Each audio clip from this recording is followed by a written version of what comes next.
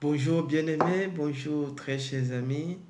Alors, je veux croire que, n'est-ce pas, vous avez eu une nuit paisible et reposante par la grâce du Seigneur. Alors, pourquoi ne pas commencer par, n'est-ce pas, apprécier celui qui est l'auteur de ce jour et lui recommander ainsi cette journée afin que le projet bienveillant qui a nécessité sa création puisse voir le jour au moyen de notre humble personne. Éternel notre Dieu, nous venons encore ce matin reconnaître que c'est par tes bontés que nous vivons et c'est grâce à elles que nous respirons. Nous voulons confesser que ce jour est l'œuvre de ta main. Et Seigneur notre Dieu, toi qui fais toutes choses pour un but, nous voulons croire que c'est un jour que tu mets à part, dans lequel tu nous places, Seigneur, afin de voir tes desseins, tes projets, ta volonté s'accomplir dans nos vies, Seigneur, tout au long de ce jour. Nous prions et au nom de Jésus-Christ, nous mettons un terme à tous les dards de l'ennemi, à toutes les flèches de Satan, et nous déjouons tout programme de l'ennemi formaté contre nous au nom de Jésus-Christ. Nous proclamons que seuls les desseins de Dieu vont voir le jour, vont s'accomplir dans nos vies au nom de Jésus-Christ. Amen. Alors, hier, nous avons médité le verset templement 11 du premier chapitre d'Actes des Apôtres. Et ce matin, nous allons nous appesantir sur le verset suivant, à savoir le verset 12. Alors le verset 12 dit ceci: alors ils retournèrent à Jérusalem de la montagne appelée des Oliviers, qui est près de Jérusalem, à la distance d'un sabbat. La distance d'un sabbat équivaut, n'est-ce pas, en langage d'aujourd'hui, à 1 kilomètre de distance. 1 kilomètre de distance, c'est-à-dire 1000 mètres à pied. Donc, voilà ce que ce verset nous dit. Alors, ils retournèrent à Jérusalem de la montagne des Oliviers où ils étaient pour aller à Jérusalem où ils devaient se retrouver. Alors, le terme adverbial alors qui commence ce verset nous invite à faire un pont entre ce qui a précédé. Et si vous vous rappelez très bien, encore, je suis désolé parce que j'ai fait la vidéo d'hier dans la somnolence, vous avez dû certainement le constater et je vous présente vraiment toutes mes excuses. Je n'arrivais tout simplement pas à m'empêcher de bâiller et puis de somnoler. Et donc je vous présente toutes mes excuses. Alors, le verset 12 que nous allons méditer a un rapport direct avec le verset 11. Et que dit le verset 11? Le verset 11 dit que les deux hommes qui sont apparus aux disciples alors qu'ils avaient les yeux rivés, focalisés, n'est-ce pas, cloqués même sur le ciel, vont leur dire un certain nombre de choses. En fait, autour de deux phrases, ces deux hommes vont leur dire: pourquoi restez-vous à contempler, à regarder, à fixer ce Jésus qui est parti? Et ils affirment en leur disant: ce Jésus que vous avez vu partir, pas ce Jésus que vous voyez partir, mais ce Jésus que vous avez vu partir, ça veut dire qu'il n'était plus là. Il était déjà parti. Mais les apôtres, les disciples, continuèrent de fixer leur regard au ciel, quand bien même Jésus n'était plus là. Ce Jésus que vous avez vu partir il n'était plus là. Il dit, de la même manière que vous l'avez vu partir, c'est de cette manière qu'il viendra.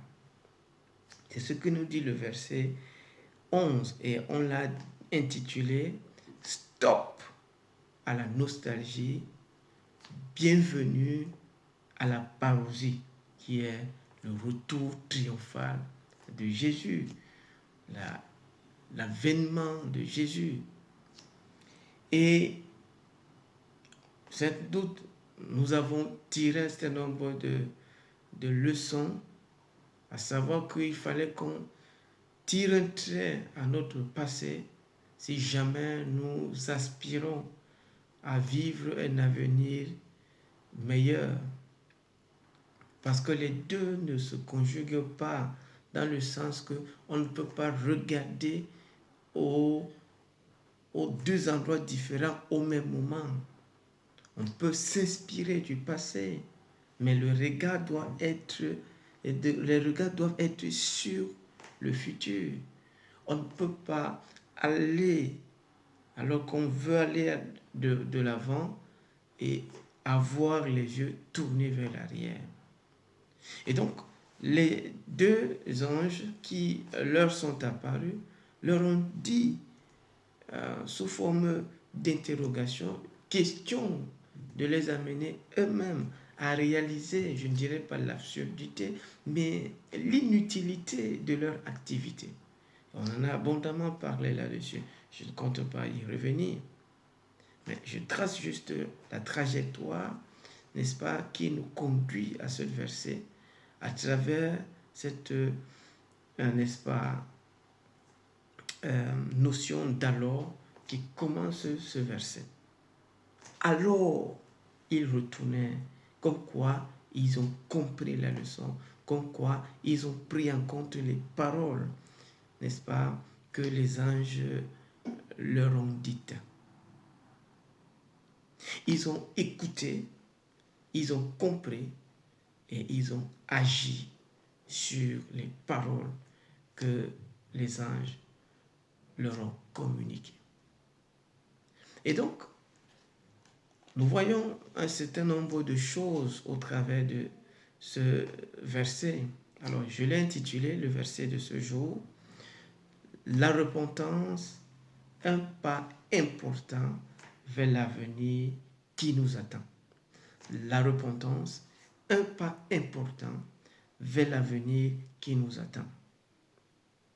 La repentance, un pas important vers l'avenir qui nous attend. Donc, notons que la première chose dans ce texte, c'est la distance. C'est la distance qui sépare le lieu où ils doivent être du lieu où ils sont. Il n'y a qu'un seul kilomètre qui les sépare. Pour quelqu'un, on dirait que mais ils ne sont pas très loin. Ils sont juste à côté. C'est à peu près la même chose. On est d'accord. Mais pour quelles conséquences? Ici, la distance d'1 kilomètre ne signifierait rien. Alors comment comprendre l'apparition de ces deux anges? Comment comprendre les propos de ces deux anges? Et c'est ce qui nous amène à comprendre un certain nombre de choses. Que la distance dans le domaine spirituel et la distance même dans la vie, aussi infime qu'elle puisse être, est d'une très grande importance.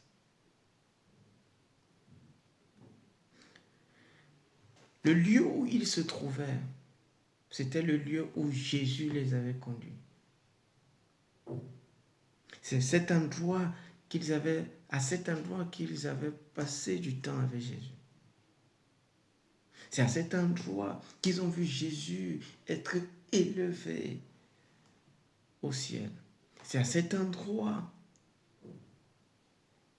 que le Père, satisfait du travail de son fils, pouvait descendre l'accueillir et l'accompagner triomphalement dans le siège royal au ciel. Ce n'était pas un endroit de péché. Sauf que ce n'était plus là où Dieu les attendait. Ce n'était plus là où Dieu les voulait. Ce n'était plus à cet endroit. Et donc la première chose à comprendre, c'est que Dieu peut nous conduire à un endroit pour un temps. Dieu peut nous inviter à un endroit pour un temps. Mais si nous prenons pour acquis que Dieu sera toujours à cet endroit, quand bien même il serait ailleurs, alors nous allons nous distraire pensant que nous sommes toujours avec le Seigneur.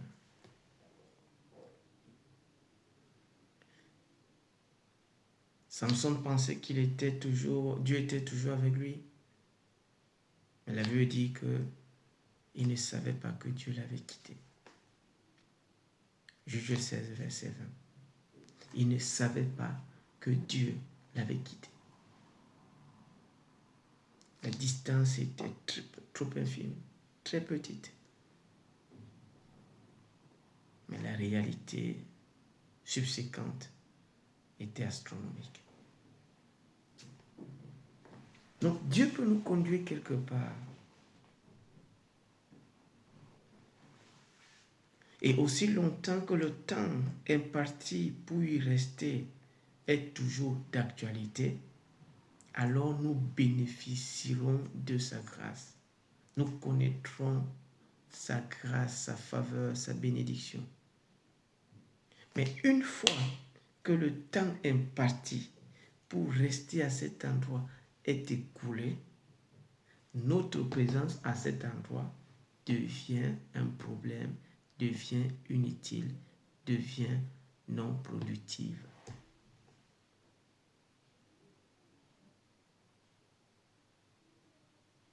Ce n'est pas parce que Dieu nous a conduits à un endroit que de manière automatique et péremptoire, il y sera toujours.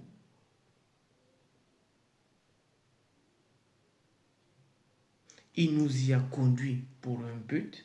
Une fois que le but est atteint, il passe à autre chose. Et si nous ne sommes pas conscients du timing de Dieu, nous pourrons rester là autant de temps, mais il n'y aura plus d'impact dans notre vie. Il n'y aura plus de percussion de notre vie. Nous serons là, mais sans valeur, sans importance, sans impact, sans percussion.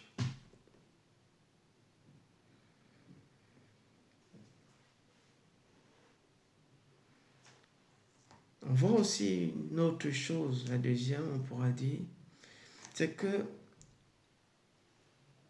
la volonté, la distance ou la ligne qui sépare la volonté de Dieu et notre volonté peut être très très petite. Ils étaient à 1 kilomètre de Jérusalem, sauf qu'ils n'étaient pas à Jérusalem. Ils étaient aux environs de Jérusalem, très proches de Jérusalem, mais ils n'étaient pas à Jérusalem. Dieu les attendait à Jérusalem. Eux, ils étaient au mont des Oliviers, qui n'a rien de mal en soi. Sauf que par rapport à la suite de leur vie, ils ne devraient plus se retrouver à à la montagne des Oliviers. C'est une toute petite ligne qui nous sépare de la volonté parfaite de Dieu à la volonté de l'homme. Si bien que si on n'est pas regardant et plaise à Dieu de nous donner le discernement, parce que la ligne parfois est tellement fine qu'à travers notre pensée propre, il nous sera difficile de la discerner, de la démarquer.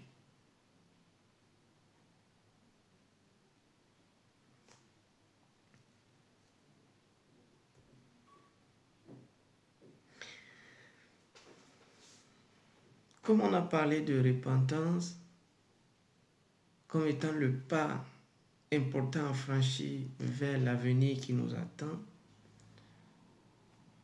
il serait mieux de dire un mot sur son contraire, qui est la régression. La Bible dit ils retournèrent à Jérusalem. Ça veut dire qu'au départ, ils étaient à Jérusalem. Le Seigneur les a éloignés de Jérusalem parce qu'il fallait un cadre où ils pouvaient mieux contempler son retour au ciel, son départ auprès du Père. Mais une fois que ça était terminé, il fallait qu'ils retournassent à Jérusalem. Et donc, la régression, c'est le fait de demeurer là où Dieu était, pensant qu'il y est toujours.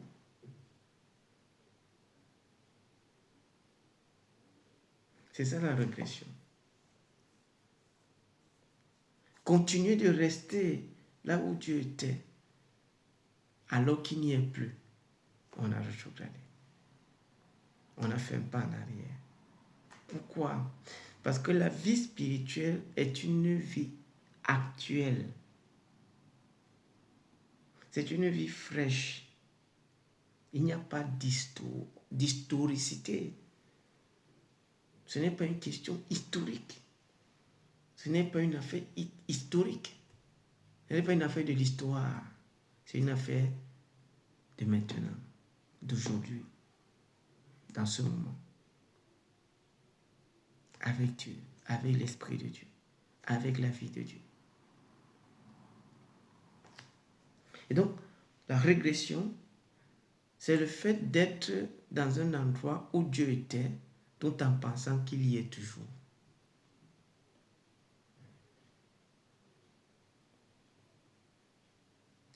La repentance, c'est le fait de demeurer dans un endroit, pensant que c'est le stop de notre vie, alors que Dieu nous veut ailleurs.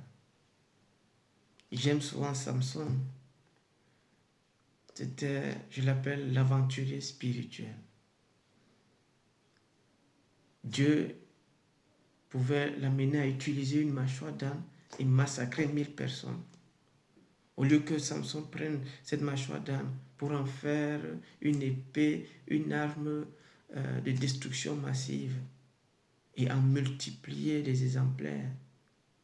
Non, la Bible nous dit, après qu'il avait massacré les Philistins, il prit la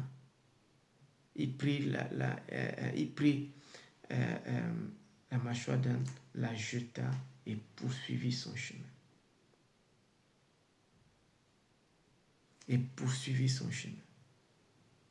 Il n'était pas quelqu'un qui dormait sur le laurier du succès, alors qu'il y avait d'autres victoires à conquérir.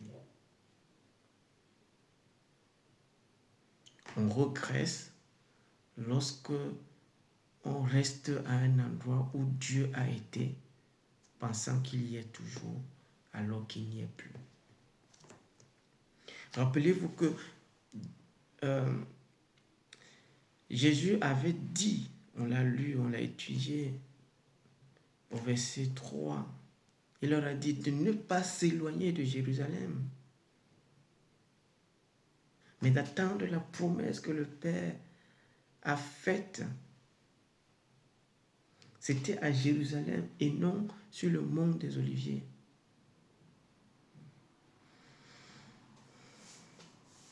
Et donc là où Dieu les attendait, c'était à Jérusalem. C'était dans la chambre haute. Je dirais donc que la repentance, c'est le fait de quitter là où Dieu était pour aller là où Dieu est. La repentance, c'est partir de là où Dieu était pour se diriger vers là où Dieu nous attend. La repentance, c'est le chemin qui nous prend de là où Dieu était avec nous pour nous conduire à là où Dieu veut être avec nous au moment où l'on parle.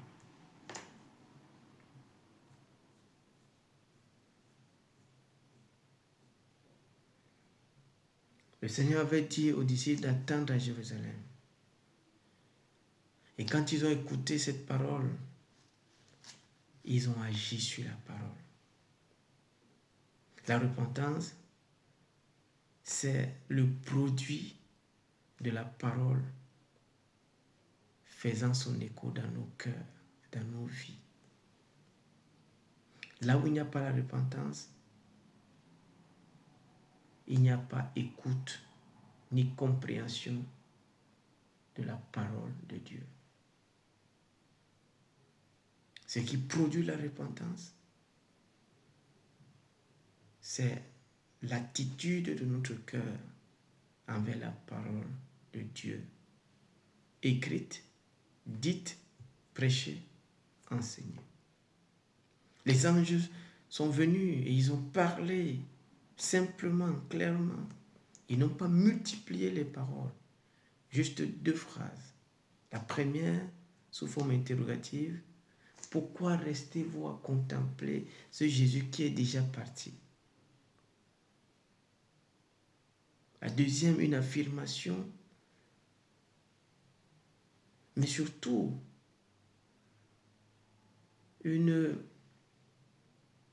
parole pleine de sens. Ce Jésus que vous avez vu partir, c'est de la même manière que vous allez le voir venir. C'était tout. Ils avaient clairement compris ce qu'il fallait faire. Alors, ils retournèrent à Jérusalem. Ils retournèrent à Jérusalem. Ils avaient compris qu'on peut rester à un endroit où Dieu a été, alors qu'on doit se retrouver dans un autre endroit où Dieu est. Quand bien même la distance ne serait pas trop importante, c'est nécessaire de faire un pas en avant. C'est nécessaire de faire un pas en direction de là où Dieu nous attend, de là où l'avenir nous attend. Un avenir ministériel était devant eux. Il fallait un mouvement, il fallait une action. La repentance est offerte comme cette action qu'il fallait pour les y conduire. On va s'arrêter là. Seigneur, merci pour ta parole de ce matin qui a placé devant nous cette réalité de la repentance. C'est un mot certainement qui, lorsqu'on a fait quelques années dans ta maison, ne semble ne pas nous intéresser, mais qui pourtant a toute sa place. Parce que parfois nous sommes gagnés par la routine, nous sommes gagnés par les formules, nous sommes gagnés par l'expérience, quoique bonne. si bien que on perd de vue la direction de ton esprit par rapport à là où il nous veut, par rapport à ce qu'il veut faire de nous, par rapport à ce qu'il projette pour nous au travers de nous. Seigneur, ce matin, nous voulons revisiter ce mot et te demander pardon. Pardon, Seigneur, pour l'insouciance qui nous a fait demeurer là où tu étais alors que tu es passé déjà à autre chose. Pardonne-nous pour cette naïveté qui nous a fait penser que parce que tu as été à un endroit, tu y seras pour toujours. Pardonne-nous, Seigneur, cette sécheresse spirituelle qui est née de ce que nous sommes restés fixés sur l'expérience, alors que l'avenir a encore des choses à nous faire découvrir, à nous faire vivre, à nous faire expérimenter. Bénis ta parole ce matin et conduis-nous vers ton plan pour nos vies. Par cet acte de repentance, Seigneur, nous franchissons pas vers cet avenir qui nous attend. Cet avenir avec Dieu, cet avenir pour Dieu, cet avenir par Dieu, cet avenir pour Dieu. Bénis ta parole, Seigneur. Au nom de Jésus-Christ. Amen. Dieu vous bénisse. Retrouvons-nous demain par sa grâce. Shalom. Je vous aime et que le nom du Seigneur soit élevé, exalté, salmodié. Amen.